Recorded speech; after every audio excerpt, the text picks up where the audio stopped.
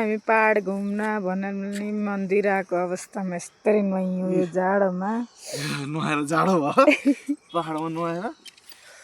त घाम लाग्यो है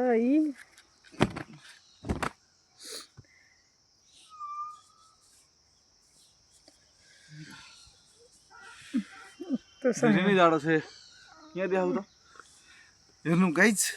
यो भनेको हातथोक उता पारिपट्टि खिया भन्ने ठाउँ हो धेरै जाडो छ यहाँ पुरै छोड्नु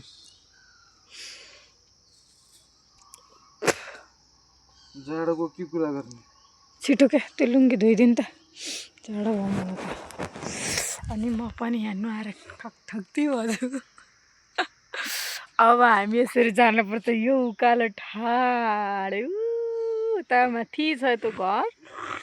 त्यो डाँडामा पुग्नुपर्छ घर जानलाई लगभग आधी घन्टाको बाटो नुहाउन आइयो